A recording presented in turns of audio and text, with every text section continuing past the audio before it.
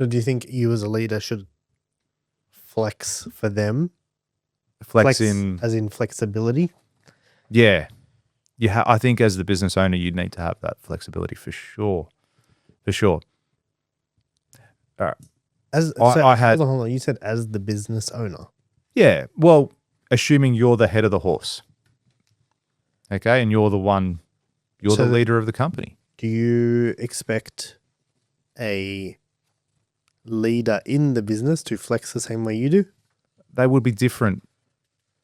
Without a doubt, they'll be different. I mean, they could be the same, but I think most people... No, as in have the same level of flexibility. Like to say, you know how if they're going to be in a really senior role, I think they need to.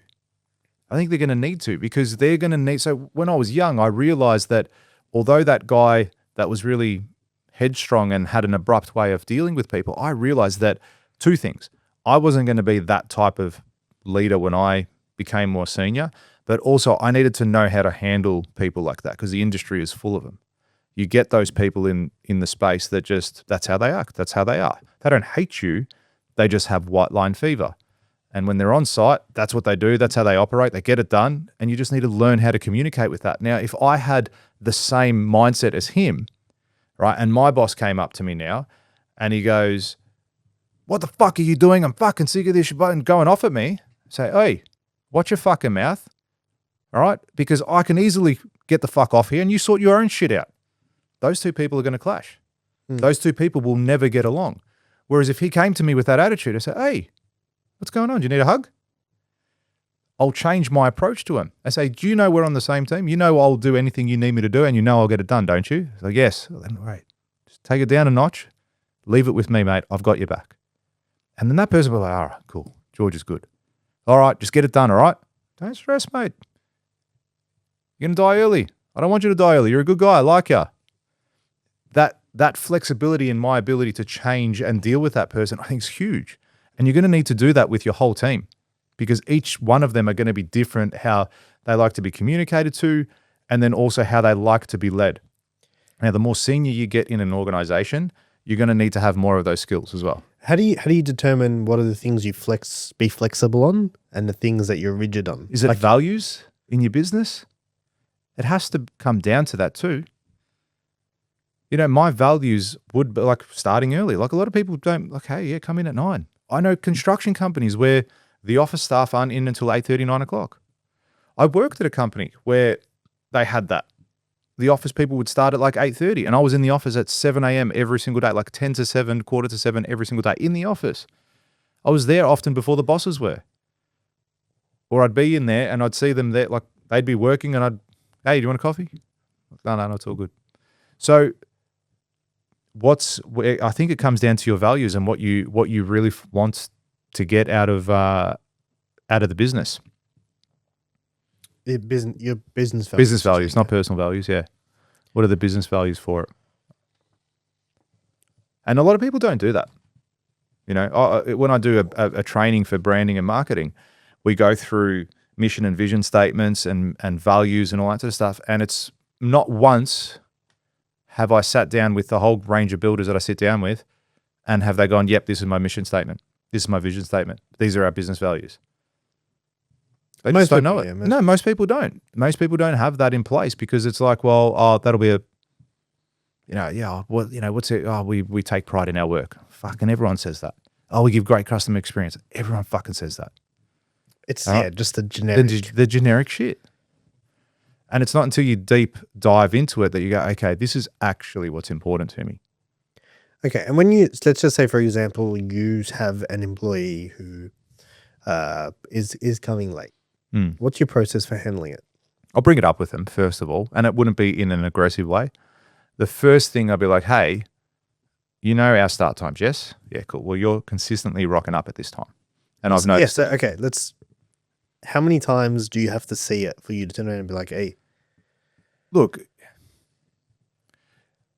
I would say actually turn a blind eye. I think so. Twice? Yes, because I've done it often.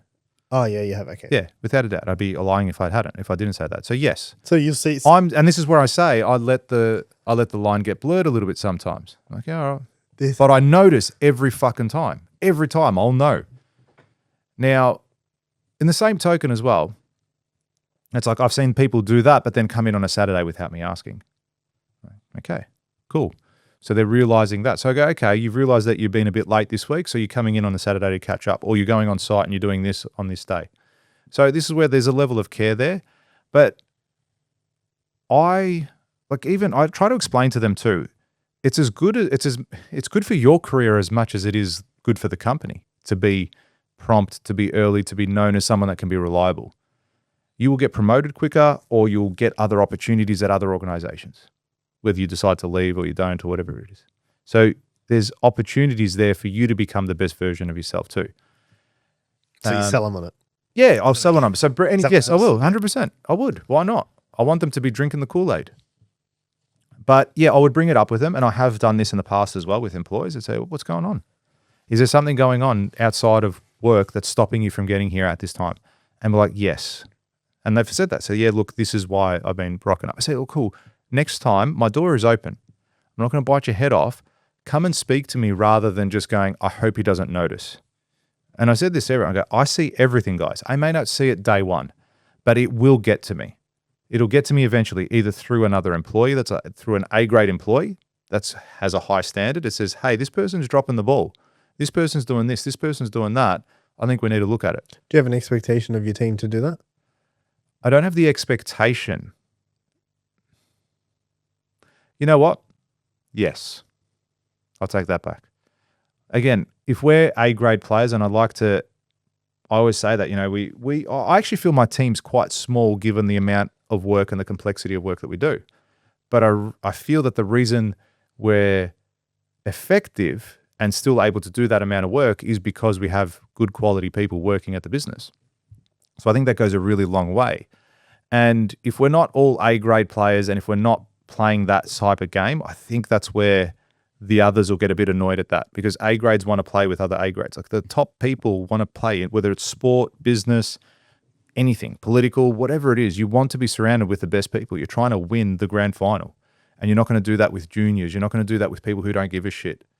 So yeah, automatically on that basis, I want to, and I've been really thinking about this over the last, really I think this year it's come to light more than ever before for me. Because we had two significantly difficult projects. They weren't easy jobs. They were the type of job that was just every day is a fucking battle. Every day. All right. And then what I saw with the team and how they performed on difficult jobs, their attitude towards it, the effort they put in, and I'm like, okay, you're a keeper. You've done really well. And seeing that was great for myself to say, okay, good, we've got a really good bunch of guys here working, and girls working at the business. But then I find that they come to me. I haven't had to have the expectation. They've come to me on their own accord and said, this person's not up to scratch. This person's not doing this. This person's not doing that. My old man is very quick to say that too. They say, hey, this person's fucked, but he's a bit of a hothead anyway. So I sort of take it with a grain of salt, and he's an old school wog as well. So kind of take it with a grain of salt a little bit. But number one listener and subscribed on YouTube. Well done. That's who we should get on the podcast. But yeah, there's that element of it too.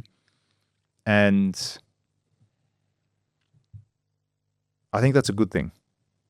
I feel that shows a level of care as well to the business, but also even themselves. Like, hey, I'm working like a dog. I'm working really hard. I'm working long hours. I'm working on the weekend. And you're coming in at 8:30, 9 o'clock, and you're leaving at 3. Like, no, we don't want that here. And if next year we'll be looking to employ people, we're on the verge of securing a large project, I'll put on at least another 2 people, maybe 3. Probably 3 actually. And the people that I bring in, like I sat with a recruiter 2 days ago, and I said to him, I said, this person, I go, my salary isn't the roadblock here. What I'm going to pay them isn't the roadblock. I expect to pay them good money, but I also expect a really high level of performance too. I'm paying you for your skills. I'm paying you for your company. I'm paying you to be the best and do the best. And then I think, especially with new employees, it's probably a really great way to look at it. If you've got a brand new person coming into the business, I think it's important that you establish that line day one. So it's probably important for you to know what that line is and spend some time going, all right, these are my non-negotiables. These are the things that I'm okay with. But these are the core basic things that I need this person to do. The line's different for everyone. I reckon it's different for the type of person you're employing and the level of their skill set and seniorities. What is it? Seniority. Senior. So, so you have different expectations from different. Has to be. Yeah, I would. Absolutely. When I say different expectations, I'm talking about the standard. No, then in that instance, I would say no. From my leading hand all the way to the like the level of standard I expect from you all is this. This is the benchmark. This is the benchmark. And how did you decide what that benchmark was? I'd say what's important to me. I would go off my own experience, off what I've seen work as well in a business, because we've been doing this been in construction for 25 years. So I've got a level of experience to say, okay, this has worked really well at this company. This is what I found as a common trait across all these successful businesses and what worked really well. So that's our standard. So I think a lot of it will come from your experience in that space too.